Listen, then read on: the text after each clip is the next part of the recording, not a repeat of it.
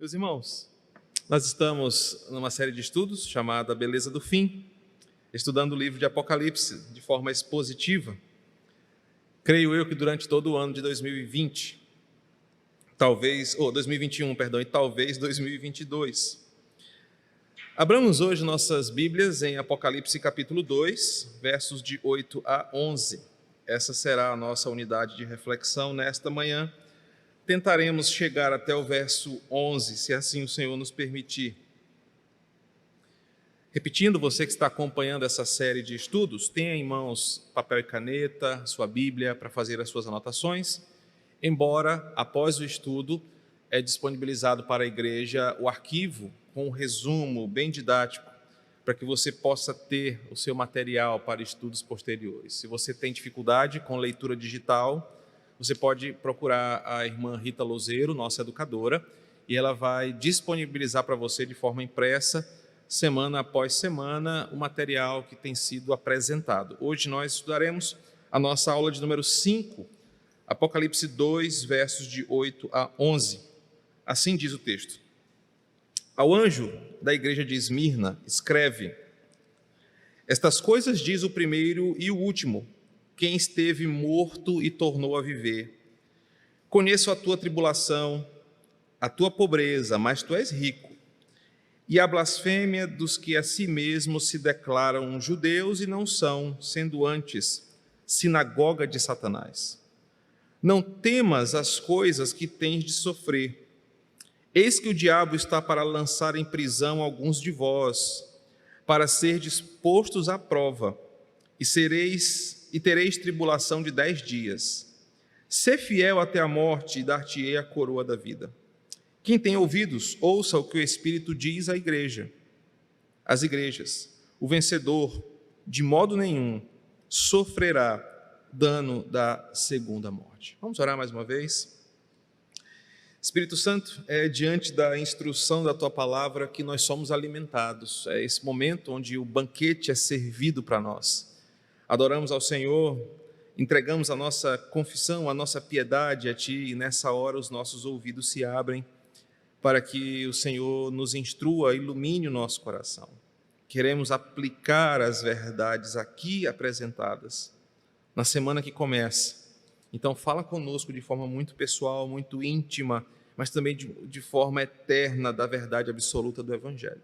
Espírito Santo, esse momento é do Senhor, por isso confiamos em Ti. Amém. Meus irmãos, na aula de hoje, nós vamos conhecer o teor da mensagem para o anjo da igreja de Esmirna. Esta é a segunda de 7 igrejas às quais foram endereçadas cartas com verdades específicas para cada situação. Numa das aulas anteriores, nós apresentamos que das 7 igrejas ali próximas à ilha de Patmos, cada igreja tem um teor de mensagem específico, não apenas aplicado a essa realidade momentânea da igreja, mas eternamente aplicável à igreja. Enquanto Jesus não consuma a história, as verdades aqui aplicadas servem para nós. Agora, nesta segunda carta, nesta carta à igreja de Esmirna, o mensageiro de Deus que serve os crentes na igreja de Esmirna, esse é o significado do termo o anjo da igreja. Nós já exploramos bastante esse termo no capítulo 2, versículo 1. É esse agora que é o responsável por receber esta mensagem e transmitir esta mensagem à igreja. A carta traz instruções preciosas sobre o que estava acontecendo nessa cidade com aqueles crentes, mas também serve para todos os crentes em todos os tempos que enfrentam situações do mesmo tipo, ou tribulações e aflições, como esses irmãos de Esmirna estavam vivendo nos seus dias. Como nós dissemos algumas aulas atrás, o livro de Apocalipse apresenta uma realidade histórica, a igreja de Esmirna, mas ele não é apenas um relato histórico do que aconteceu com aquela igreja. Antes disso, ele é um texto que nos insere aqui quando vivemos as mesmas realidades aplicáveis nesse texto. Por isso que nós vamos agora observar mais de perto o conteúdo desses 4 versículos apenas, mas de uma profundidade teológica riquíssima. E tudo começa no versículo 8, quando Jesus se identifica como sendo o primeiro e o último, o que esteve morto e tornou a viver. Deixa eu colocar primeiro você a par de quem era Esmirna. Esmirna era a cidade rival de Éfeso. Pensa aí, sei lá, São Luís e... Qual é a cidade rival aqui? Não tem, né? A gente perde para todas.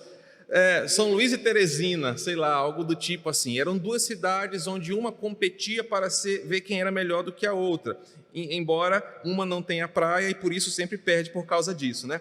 Era uma cidade cheia de belezas naturais. Esmirna era uma cidade bonita, amplo comércio, boa infraestrutura, tinha muita opção de lazer e descanso. Era a barreirinhas daquela região ali. Todo feriado, os empresários, os funcionários públicos federais pegavam seus carrinhos e iam para lá, seus 4x4, ia fazer um fim de semana de descanso e lazer, né? Desde quando Roma conquistou essa parte da Ásia, Esmirna se tornou a queridinha do império, pelas suas belezas naturais, pelas suas opções de descanso e também porque Esmirna se tornou uma cidade leal e fiel ao império. Todos os seus moradores, a maioria dos seus comerciantes, a maioria das pessoas de influência na cidade renderam fidelidade e lealdade à causa romana.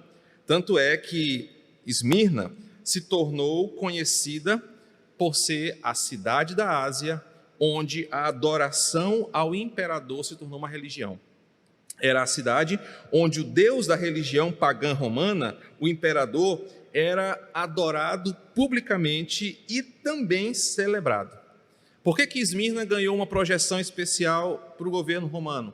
Primeiro, era uma cidade próspera, tinha muito retorno de imposto para Roma. Segundo, era uma cidade atrativa para turistas, comércios e outras pessoas.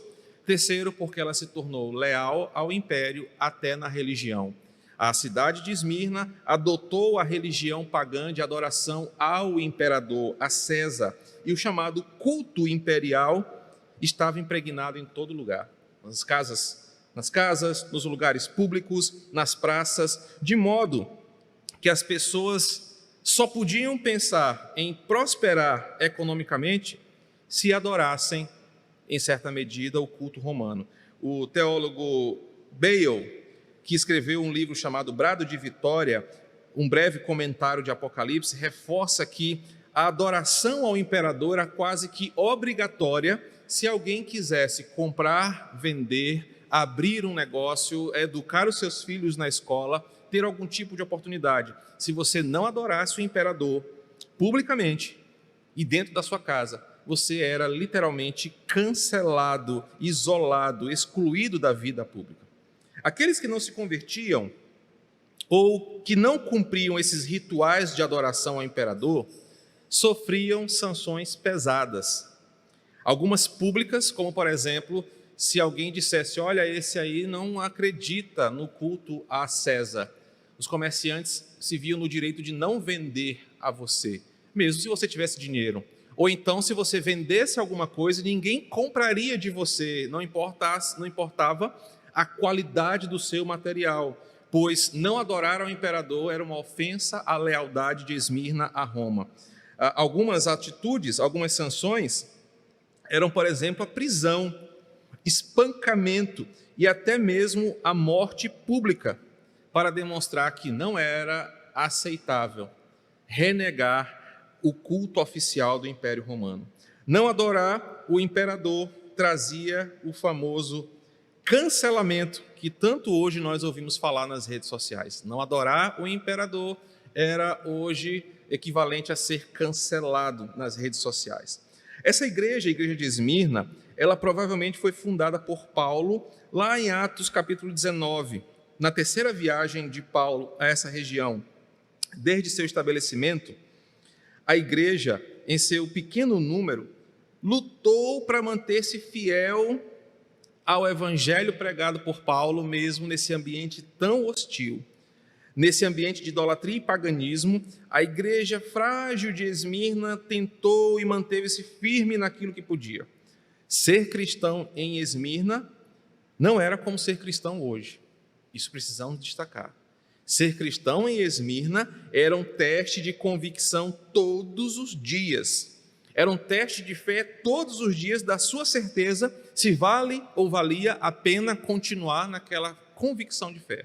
Muitos abandonavam a fé quando passavam fome, muitos abandonavam a fé quando eram espancados publicamente, muitos abandonavam a Cristo quando a coisa pegava. Quando a tribulação via, muitos preferiam abandonar a Jesus do que perder um ente querido, não comprar, não vender, ser excluído socialmente. Era de fato uma caminhada que só trazia perdas, nunca ganhos. Jamais a teologia da prosperidade conseguiria algum êxito em Esmirna, pois a mensagem do Evangelho aqui nessa cidade era pregada literalmente como nós lemos em Mateus capítulo 10. Seguir a Cristo é negar-se a si mesmo, é perder a sua vida, é abrir mão de coisas desse mundo pensando na eternidade. Esmirna era um teste de fé para muitos crentes. Como dito, em outro momento, cada carta Cristo se identifica com o que vai acontecer. Nesta carta, Cristo se identifica com a situação dos seus filhos. Se é uma carta que fala de tribulação, de pessoas morrendo, de perseguições, de pessoas colocando literalmente sua vida em risco por causa do Evangelho, Cristo começa, versículo 1, destacando dois aspectos sobre si. Ele é o primeiro e o último, aquele que esteve morto e tornou a viver. Aqui ele começa destacando dois aspectos importantes. Ele é o divino soberano da história. Ele é o primeiro e ele é o último. Ele é aquele que dá sentido a todas as coisas, ele é aquele que sustenta todas as coisas. Ele é aquele que possui o único atributo da eternidade, que é acima das religiões pagãs, que é acima da divindade do imperador, que é acima de todas as coisas, poderes, principados. Ele é o primeiro e o último. Jesus começa se identificando aqui, literalmente dizendo: olha, não pensem vocês que vocês vivem uma realidade que será para sempre. A tribulação que vocês vivem agora, eu já vi, eu determinei, eu sou o primeiro e o último, eu sei aonde isso vai terminar. O teor da carta de Esmirna começa dando para aqueles cristãos uma certeza: as coisas acontecem por um tempo, pois nada é eterno. Fora de mim, nada é para sempre. Fora da minha vontade, nada durará de forma atemporal. Tudo tem um começo, tudo tem um fim. Apenas eu sou o primeiro e o último. Sabe como isso chegava no ouvido daqueles irmãos? Senhor, isso vai passar. Esse cancelamento vai passar. Essa tribulação vai passar. Esse sofrimento imposto pelo Império Romano vai passar. Porque reinos se estabelecem, reinos caem.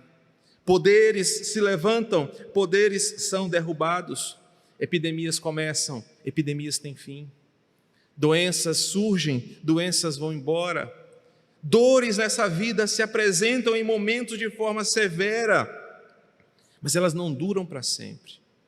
O que dura para sempre é o Senhor, e por isso somente em Ti, o primeiro e o último, é que existe a certeza da eternidade. Nada fora do Senhor é eterno, nada fora do Senhor é para sempre. Reinos, poderes, principados, tudo isso é passageiro. Ele é o primeiro e o último. Ele está dizendo para aqueles irmãos, assim como diz para nós hoje: eu escrevi a história, eu estava lá dando início a ela, eu sou o autor da vida, eu determinei o começo. Eu sei a duração e eu sei o fim. Eu sou o primeiro e o último.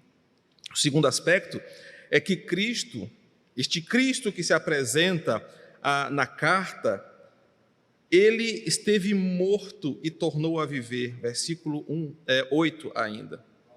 Versículo 8, Chico, não me atrapalha. É a parte final do versículo 8. Eu estive morto e tornou a viver. Isso traz uma mensagem de esperança clara para aqueles irmãos que estão temendo por suas vidas neste ambiente de tribulação. E o que Jesus está dizendo para aqueles irmãos é o seguinte: olha, eu morri também, mas deixa eu dizer uma coisa para vocês: eu morri, mas eu estou vivo. Eu morri e a morte não pôde me conter, porque eu sou maior do que a morte. Eu morri, Mas, morrendo, eu trouxe vida eterna àqueles que me mataram, àqueles que se opuseram contra mim, àqueles que acreditaram na minha palavra, àqueles que haviam e haverão de crer em minha palavra. Eu estive morto, mas eu tornei a viver. E o que Jesus está dizendo aqui para aqueles irmãos neste ambiente de perseguição é que uma vez que eles viram Cristo morrer, ou ouviram sobre a sua morte, ele diz que em sua morte ele venceu a própria morte. E essa é uma das maravilhas do Evangelho. Cristo morreu uma vez para vencer a própria morte. E os seus inimigos, aqueles que levaram à morte, aqueles que crerão na sua palavra, provarão desta verdade. Alguns morrerão pela segunda vez, mas aqueles que creem no Senhor, não. A seu exemplo, morrerão, sim, uma vez, mas tornarão a viver como o próprio Cristo tornou a viver. A sua ressurreição, a ressurreição do Cristo aqui do versículo 8, traz esperança para as pessoas diante do medo da morte. Ele é o nosso exemplo. Paulo já havia ensinado isso nessa igreja, sobre o milagre da ressurreição e da doutrina da união mística com o Senhor. Paulo ensinou isso aos romanos, Paulo ensinava isso no seu escopo teológico, que nós somos unidos em Cristo na sua humilhação e na sua exaltação. Nós, em Cristo, por causa da sua vitória sobre a cruz, pela fé no Evangelho, na sua palavra, nós nos identificamos com Ele em sua morte, por isso nós também morremos para o mundo. E nós também morreremos fisicamente, não podemos evitar estas coisas. Mas a seu exemplo, dada esta união mística, tão explorada por Calvino e outros reformadores, nós haveremos de ressuscitar com o Senhor. Ressuscitar não apenas espiritualmente, essa primeira vitória que nós temos da certeza da nossa salvação, mas dos mesmos moldes que Cristo ressuscitou. Um corpo glorificado, um corpo novo, um corpo transformado, e nós vamos aprender mais sobre esse corpo, eu acho, não sei se ainda hoje ou na próxima carta, não lembro bem, é na próxima carta à igreja de Pérgamo, um corpo glorificado, um corpo cuja morte não terá mais poder, um corpo cuja morte não terá mais domínio ou poder sobre nós. Meus irmãos, e o versículo 8 traz esses dois grandes princípios sobre aquele que é o autor desta carta, mas também traz para nós hoje uma esperança, porque muitos crentes hoje também estão com medo diante da morte.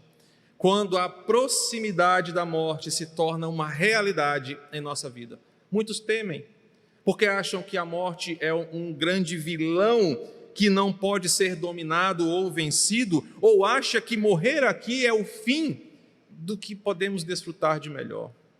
Muitos cristãos pensam que a morte significa perder o que nós construímos até aqui.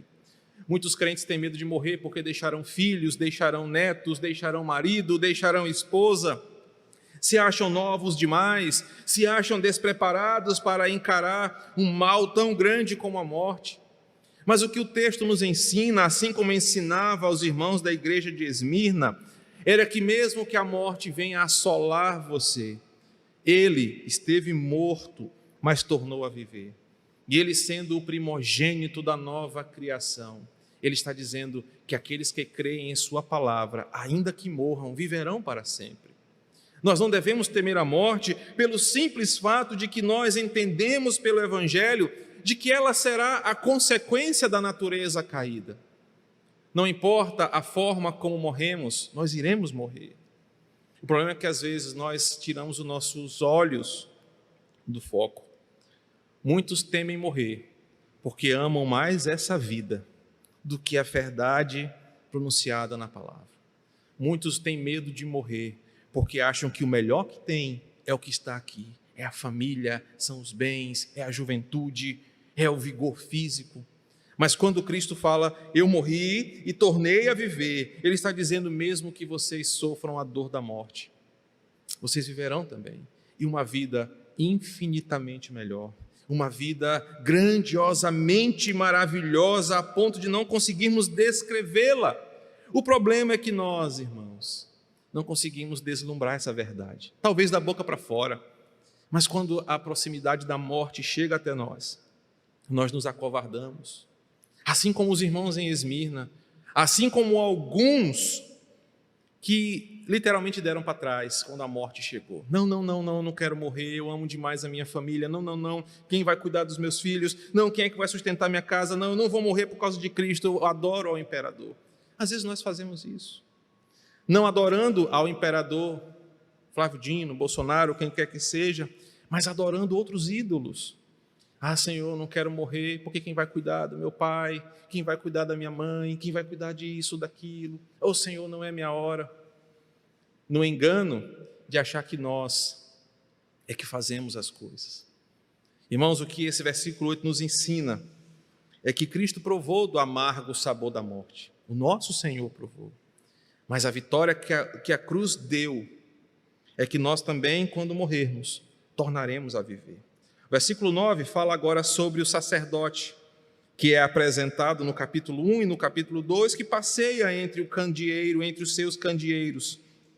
E esse sacerdote, conforme a figura do Antigo Testamento, que cuida do candelabro, da iluminação, do azeite, da luz, do fogo do candeeiro, que passeia entre essa realidade, está ali presente. Versículo 9, conheço a tua tribulação. No versículo 2, conheço as tuas obras. No versículo 9, conheço a tua tribulação, a tua pobreza e a blasfêmia dos que a si mesmos se declaram judeus e não o são. Esse sacerdote que passeia entre os candeeiros sabe o que os seus filhos enfrentam. Meus irmãos, eu começo explorando o versículo 9 apenas com essa primeira expressão: conheço a tua tribulação. Conheço a tua pobreza e conheço a blasfêmia dos que a si mesmos se declaram justos e não são. Meus irmãos, esse verso apresenta três observações importantes de coisas que o Senhor conhece sobre nós. O Senhor conhece a nossa aflição. O Senhor conhece a nossa falsa imagem que nós temos de nós mesmos. E o Senhor conhece os ataques blasfemos dos inimigos. Observe a primeira expressão: conheço a tua tribulação. Os crentes de Esmirna estavam sofrendo severamente por causa da sua fé em Cristo. Não era um sofrimento à toa, não era um medo de perder seguidores no Instagram, não era um medo bobo de não ter energia no templo para ligar a guitarra, o teclado, os instrumentos. Era um medo real. Estão matando cristãos por causa da sua fé. Estamos sendo perseguidos fisicamente pelo que cremos. Estamos sendo cancelados pela nossa fé em Jesus Cristo. Ao receberem a mensagem do Evangelho, muitos ali nada ganhavam. Por isso que a teologia da prosperidade não tinha espaço aqui. Não era dizer, olha, crê em Jesus e Ele vai abençoar os teus projetos, e você vai vencer na vida, e você não ficará doente, e Deus vai fazer multiplicar os teus celeiros, oferte na casa do Senhor, e você vai ver o milagre financeiro acontecer. Esse tipo de mensagem aqui não tinha espaço, não tinha vez, porque o que eles viam era o seguinte: as pessoas aceitavam a Cristo, e algumas delas morriam. As pessoas aceitavam a Jesus e perdiam as suas vidas. Meu Deus, e como é que eu prego uma verdade para um povo que só perde? Jesus diz: eu conheço essa aflição, eu conheço esse desprezo pelos familiares, eu conheço esse desprezo público que vocês sofrem, vocês que estão sendo escanteados pelos amigos, pelos parentes, que estão sendo tratados como escória social, vocês que estão sendo abandonados para morrerem de uma forma dolorosa, vocês que são espancados, vocês que estão sofrendo, eu conheço, porque Ele passou por isso. Meus irmãos, essa é uma das belezas que a palavra nos mostra. Jesus também passou por essas coisas. Sabe a dor que você está sentindo no coração, de estar vendo dias tenebrosos na sua frente? Cristo passou por isso. Sabe o cancelamento social por causa do que você prega? Jesus passou por isso. A humilhação pública, o espancamento, a tortura, perder a própria vida. Jesus conhece porque Ele também passou por isso.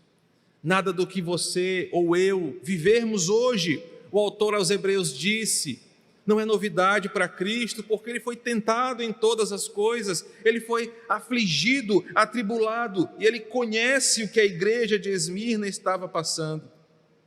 A tradição judaica daqueles dias, que tanto perseguiu a Jesus, o culto ao imperador, que tanto perseguiu os irmãos em Esmirna, essas tribulações eram conhecidas do nosso Senhor. Como isso me ajuda a pensar minha semana?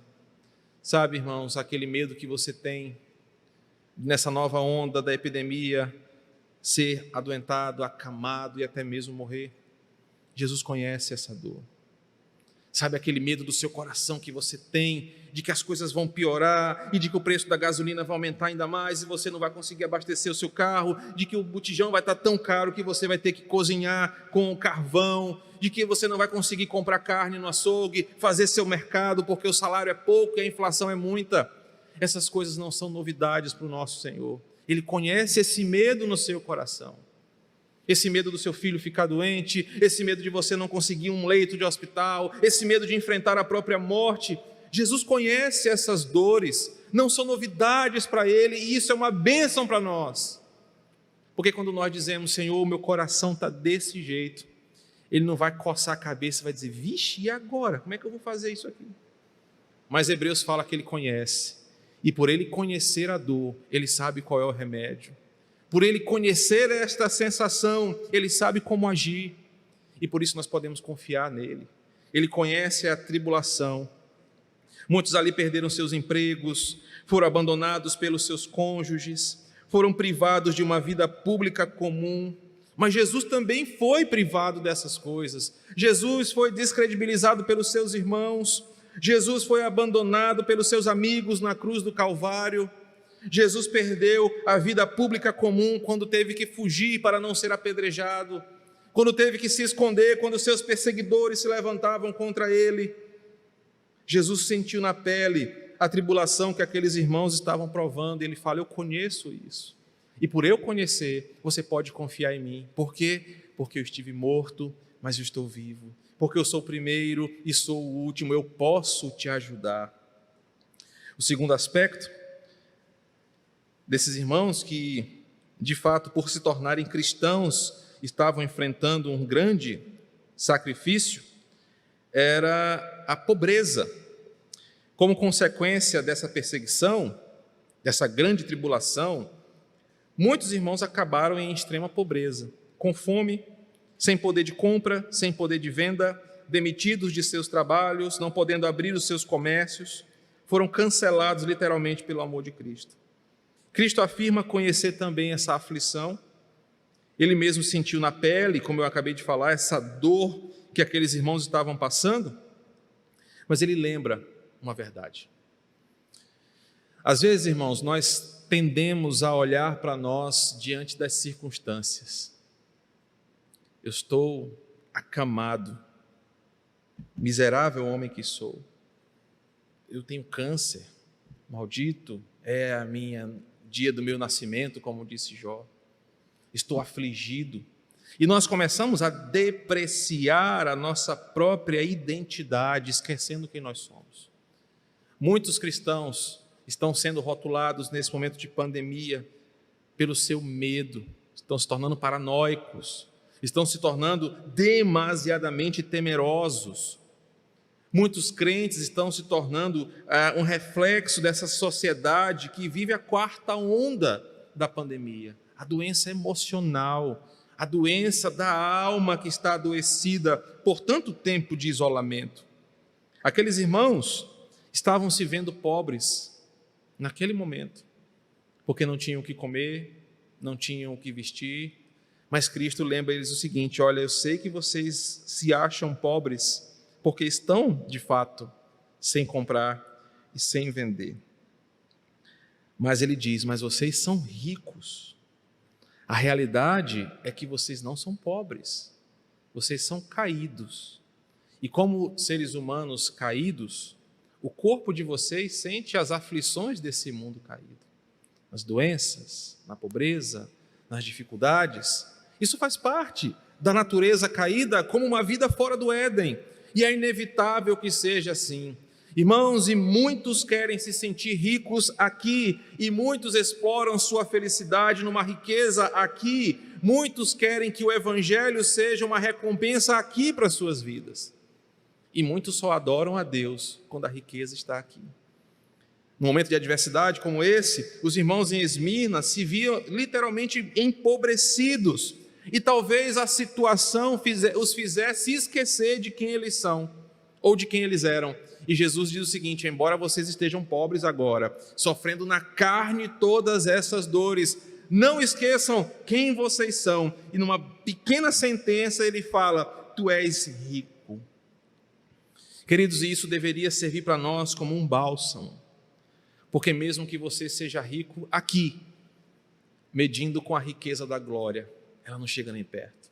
Mesmo sendo pobres aqui, a riqueza em bens espirituais, da graça salvadora, de ser herdeiro de um reino muito mais glorioso do que o reino de Roma, do que ser um herdeiro celeste junto com Cristo, daquele que tem bens que não serão mensuráveis de tão grande, ninguém pode tirar.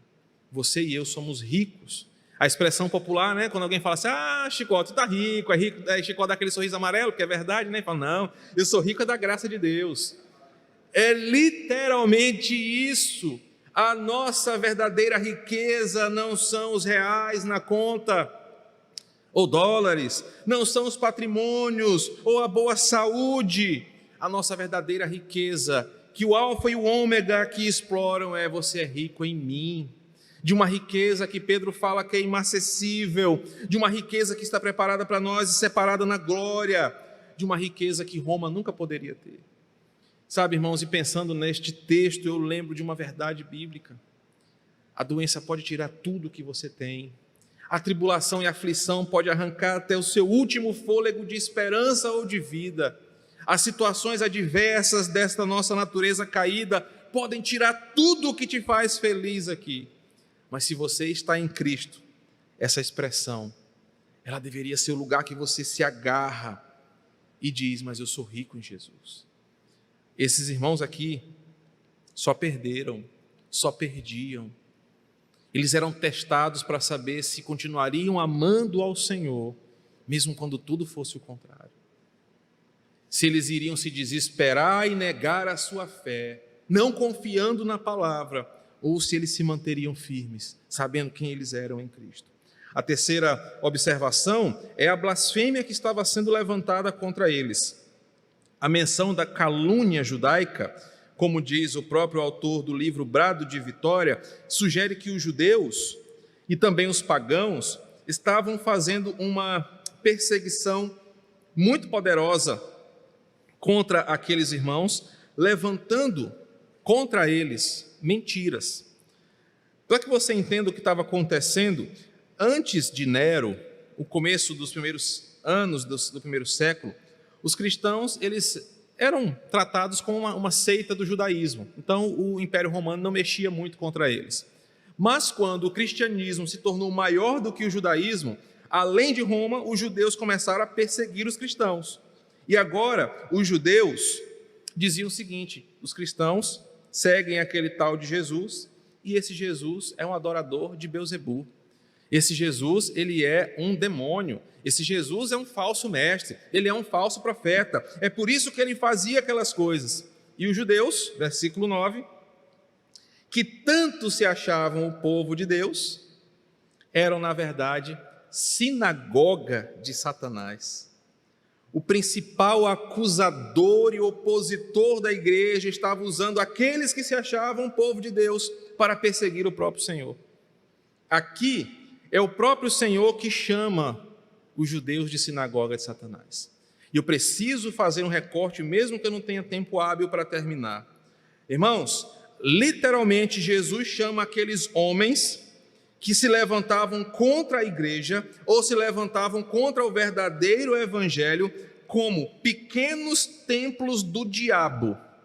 A tradução literal é essa: tais homens são pequenos templos do diabo, templos ambulantes, que andam por aí com o desejo de se opor ao evangelho de Cristo.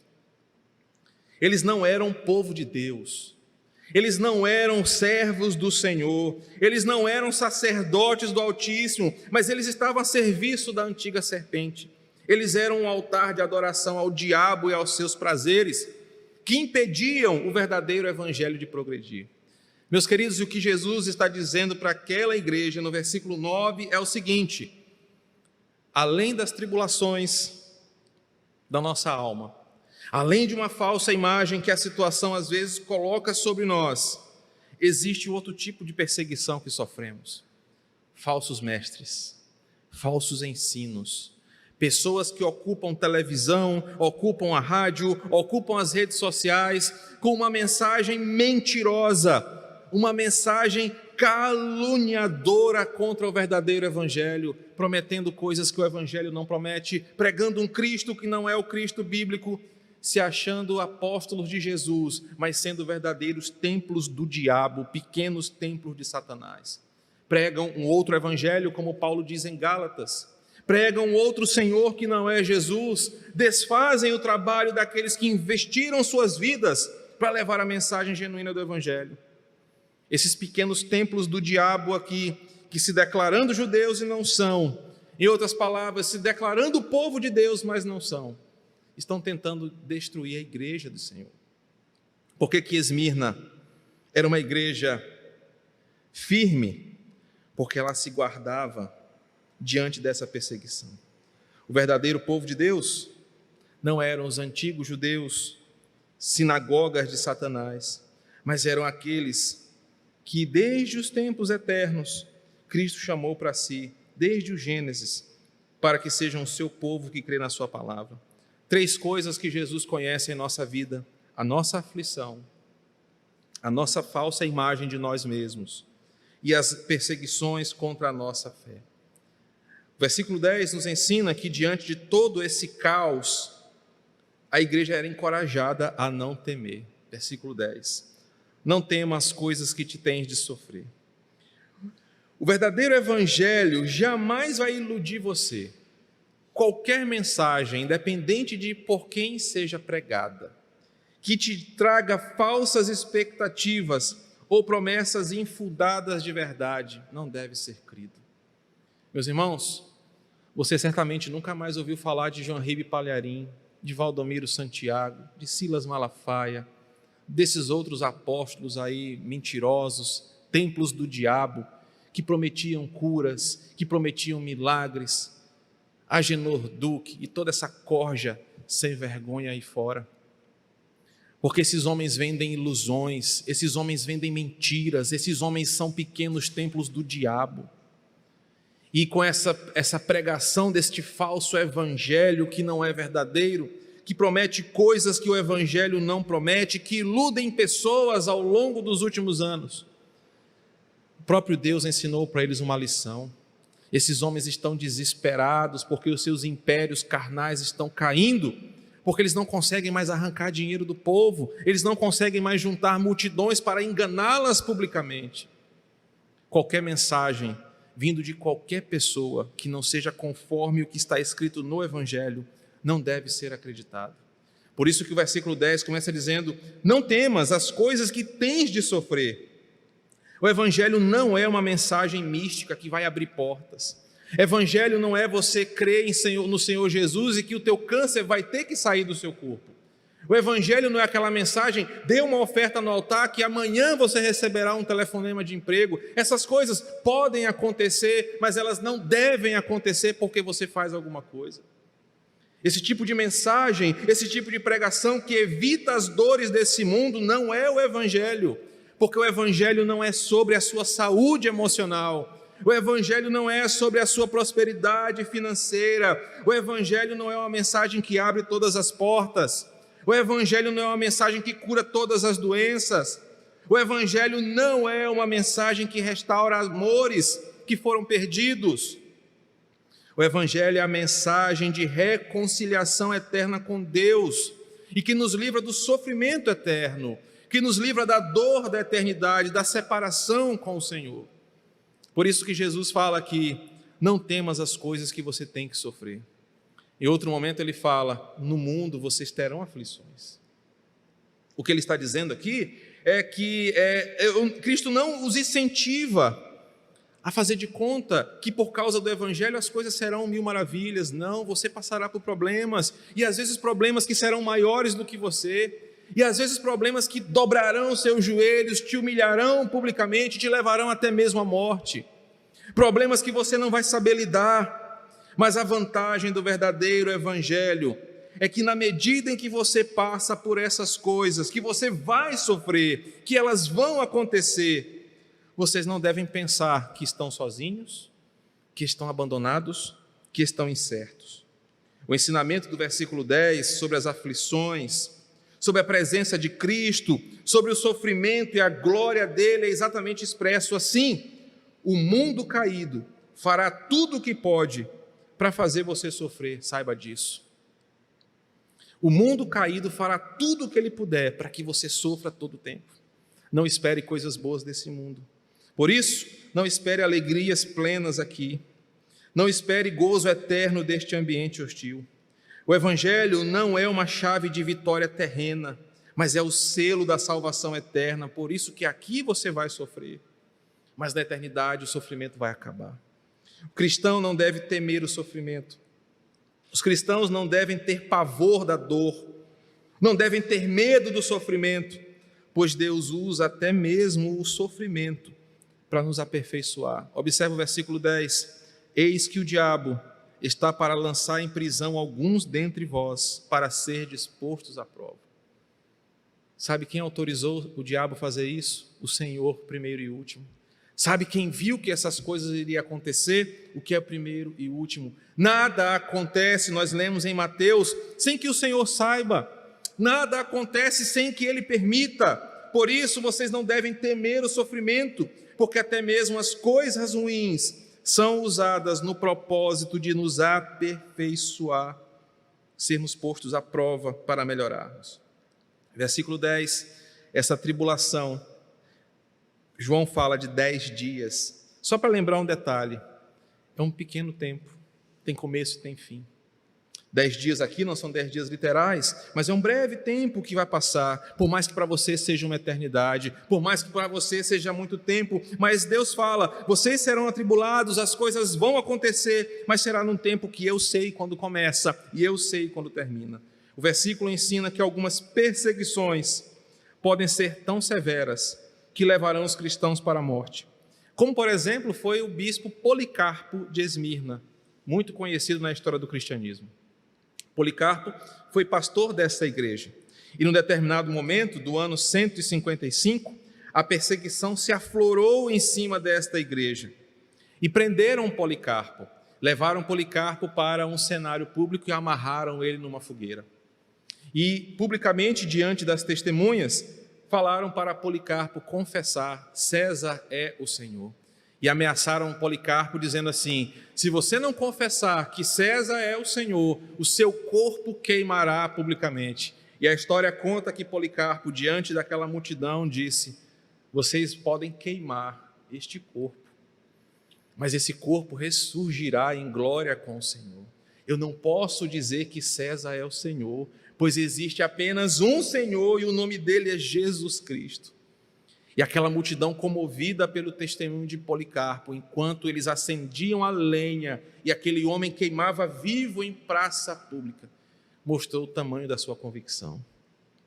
Essa era a igreja de Esmirna, essa era a situação que aqueles irmãos enfrentavam, que às vezes eram lançados na fogueira para negar a sua fé, mas ainda assim eles não negavam aquilo que acreditavam.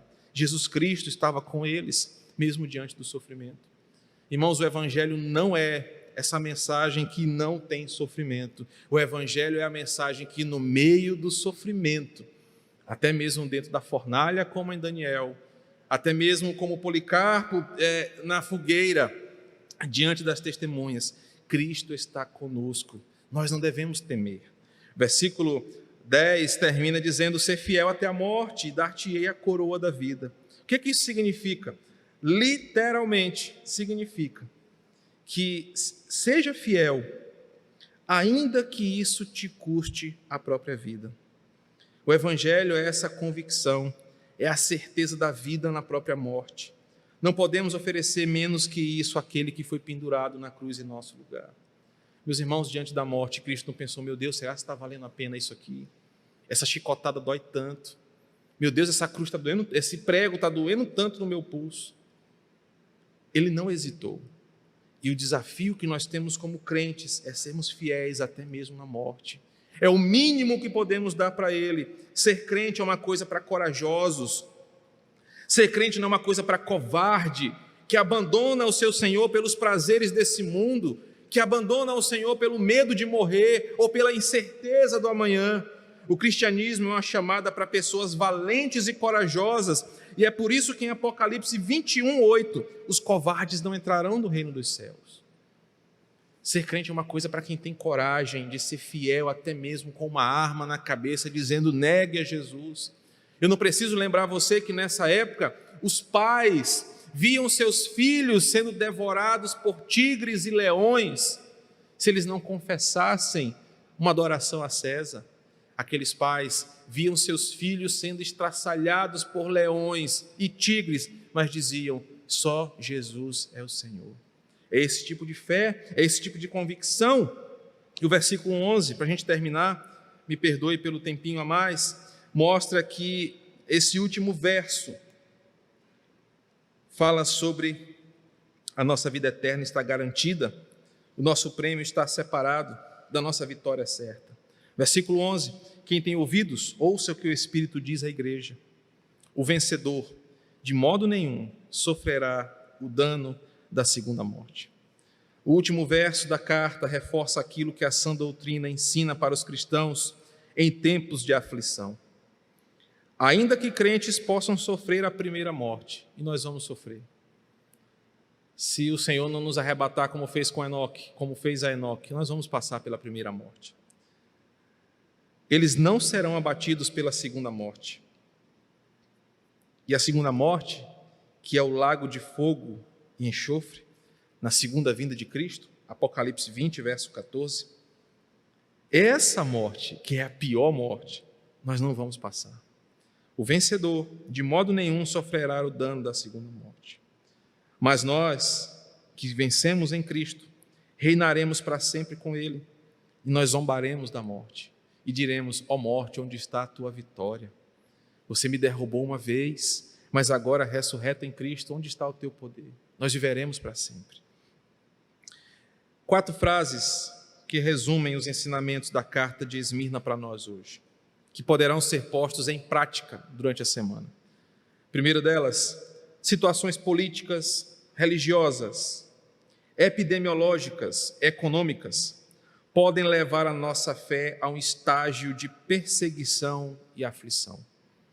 Entretanto, pautados na convicção da cruz, devemos perseverar firmes, crendo nas promessas do Evangelho. Não importa o tamanho da perseguição, importa a certeza que nós temos. A segunda frase: Cristo conhece as nossas dores da alma e tudo que nós enfrentamos por amor da sua palavra, e jamais nos deixará sem amparo, sem proteção, sem recompensa. Ele está conosco diante das nossas dores mais profundas. Terceiro, as situações da vida são usadas por Deus para nos aprimorar em fé, virtude e dependência. É o que diz o versículo 10. As coisas vão acontecer, o diabo irá apertar o parafuso ainda mais da perseguição, a ponto de alguns serem levados ao cárcere, mas Deus usa isso para nos aperfeiçoar, para nos pôr à prova, para nos aprimorar na dependência dEle. Por isso, nós não devemos temer as coisas desse mundo. E por fim, nossa coroa está reservada. Nós reinaremos para sempre com Ele. A segunda morte não terá poder sobre os que estão vivos em Cristo.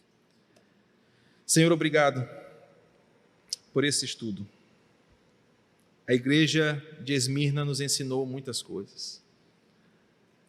Dentre elas, o poder do verdadeiro Evangelho, a segurança que ele nos traz e a certeza de que em Ti nós estamos seguros. Hoje à noite completaremos esta mensagem falando sobre o nosso triunfo, mesmo quando somos atribulados. Que a mensagem pastoral desta noite complete o que esse estudo nos diz. Que nós que estamos em Ti somos mais que vencedores. A segunda morte não tem poder sobre nós, porque nós já vencemos a morte em Cristo Jesus.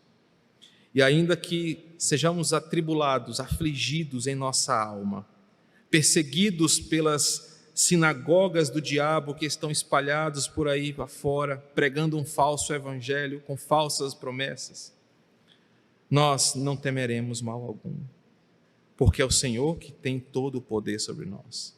Obrigado por esta manhã de aprendizado. Obrigado por esta oportunidade de, em meio a um cenário tão difícil, sentirmos o bálsamo da Tua palavra, nos dá esperança. Seja conosco, Espírito Santo, no dia de hoje, nos fazendo pensar sobre a grandeza desta verdade, como ela é útil para nós. Que a graça do nosso Senhor Jesus, o amor de Deus, nosso Pai, a comunhão do Espírito Santo estejam com a Tua igreja, hoje e sempre. Amém.